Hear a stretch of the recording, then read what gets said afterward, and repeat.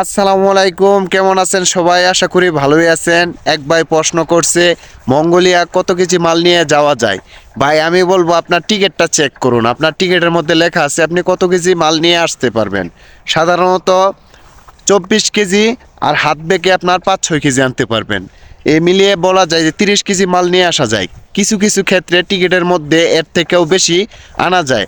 আপনি ticket check করুন, ticket অনুযায়ী আপনি মাল নিয়ে আসতে পারবেন, কোনো ধরনের সমস্যা হবে না। এক ভাই প্রশ্ন করছে এত ঠান্ডার ভিতরে কাজ করেন কিভাবে। ভাই আপনার একটা কথা বলি, যেই দেশের যেই বাও বাতাস দেখে নৌকা বাও, একটা কথা আছে, আমাদের দেশে একটা প্রবাদ আছে, ঠিক তেমনই এই দেশে যেমন প্রচুর ঠান্ডা, ওই রকম কাজ করার মতো কাপড় চোপড় ইত্যাদি সব কিছুই আছে, ব্যবস্থা আছে, বিদায় আমরা কাজ করতে পারি, নইতে আমরা কাজ করতে পারতাম না। তো অনেক ভাই বেড়াদার আছে বাহিরে কাজ করে, ওরা প্রচুর পরিমাণ ঠান্ডার মধ্যেই কাজ করে, আর ধীরে ধীরে শরীরের মধ্যে ম্যাচিং হয়ে গেছে, এখন কাজ করতে কোনো ধরনের কষ্ট হয় না। আশা করি আপনার উত্তরটা পাইছেন। এক ভাই বলছেন ডামটাক ড্রাইভার নিয়ে কিছু কথা বলেন। ভাই ডামটাক ড্রাইভার যে আপনার কাজগুলো আছে, মানে বড় বড় গাড়ির যে কাজগুলো আছে, সে কাজগুলো এখন পর্যাপ্ত পরিমাণ হবে, কারণ এখন আপনার শীত একেবারে কমে গেছে, যার কারণে এখন আপনার এই কাজগুলো পুরা দমে রানিং হয়ে গেছে, এখন আপনার পর্যাপ্ত পরিমাণ কাজ হবে। আবার ওই যে পাহাড়গুলো দেখতেছেন, পাহাড়ের সাইডে নতুন বাসা টাসা করবে, বেকু গাড়ি ইত্যাদি, এখন আপনার প্রচুর পরিমাণ কাজ শুরু হবে এবং কি কাজের চাহিদাও আছে। এখন যদি এই কাজে আসতে পারেন তাহলে অবশ্যই ভালো কিছু করতে পারবেন, ভালো স্যালারি পাবেন। ধন্যবাদ ভাইয়া কমেন্ট করার জন্য। আমি একটি ভিডিও তৈরি করতেছিলাম যে মঙ্গোলিয়ায় বরফ গলা শুরু হয়ে গেছে। এখন দেখেন এই ভিডিও করা অবস্থায় অলরেডি আমি এখানে মানে চলে আসছি, আমি বুঝতে পারি নাই যে আপনার সত্যি সত্যি মানে বরফ এইভাবে গলা শুরু হয়ে যাবে। এই দেখতেই পারতেছেন আপনারা, এই যে পানির স্রোত অলরেডি যে পানির যে আসতেছে ওই দিক থেকে, মানে এত পরিমাণ পানি গলে গেছে, মানে বলাই যায় যে মঙ্গোলিয়ার ঠান্ডা শেষ হওয়ার লাস্ট স্টেপ। আর এটা যে আমি ক্যামেরা বন্দি করতে পারবো কখনো কল্পনাও করতে পারি নাই। মানে আজকে আমি আসছি, আর আজকেই দেখেন বরফগুলো গইলা একদম আপনার পানি হয়ে আসতেছে। আমি কিন্তু বরফের উপরে ধারণা আছি, কিন্তু আমার মনে হচ্ছে কিছুক্ষণের ভিতরই এই জায়গাটাও মানে পানি হয়ে যাবে।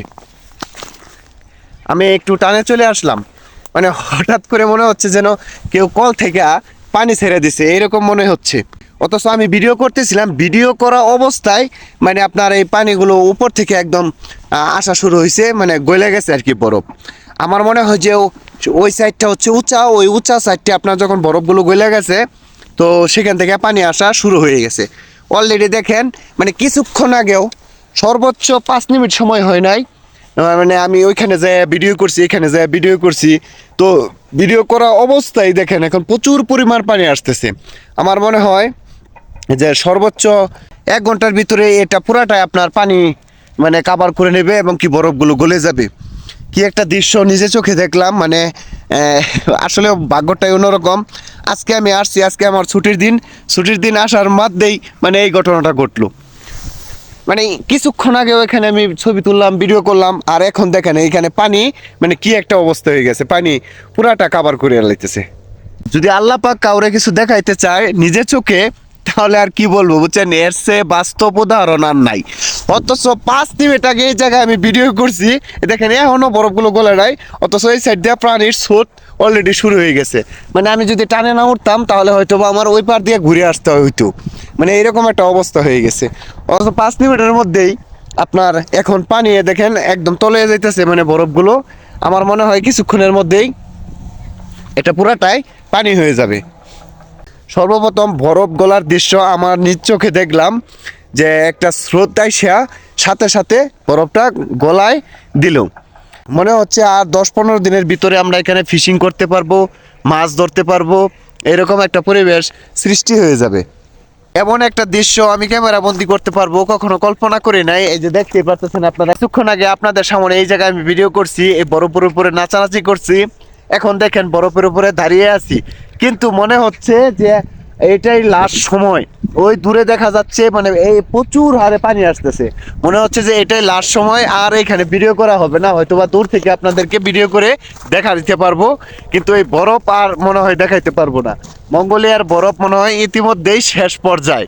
কারণ এটা অলরেডি গলে গিয়ে পানিতে রূপান্তরিত হচ্ছে। আর এখানে আমরা ফিশিং করব চিন্তা ভাবনা করে রাখছি। তো ভাই যারা ভয় পাইতেছিলেন যে মঙ্গোলিয়া প্রচুর পরিমাণ ঠান্ডা, মঙ্গোলিয়া সব বরফে ঢাকা, তো কিভাবে কাজ করব, অবশেষে আপনাদেরকে একটা খুশির সংবাদ দিচ্ছি। আপনারা এই যে আমার পিছনে দেখতেই পারতেছেন বরফ গলা অলরেডি শুরু হয়ে গেছে। যদিও আমি এখন বরফের উপর দাঁড়িয়ে আছি, কিন্তু মনে হচ্ছে যে সর্বোচ্চ আধা ঘন্টা পরে এই জায়গায় থাকার আর ক্ষমতা আমার থাকবে না, কারণ বরফ গলে যাচ্ছে। তো ভাই যারা এখন আসবেন তারা অবশ্যই ঠান্ডা পাবেন না, এবং কি বাংলাদেশের মতো শীতের মধ্যে যেরকম ওয়েদারটা থাকে ওই রকম একটা ওয়েদার পাবেন।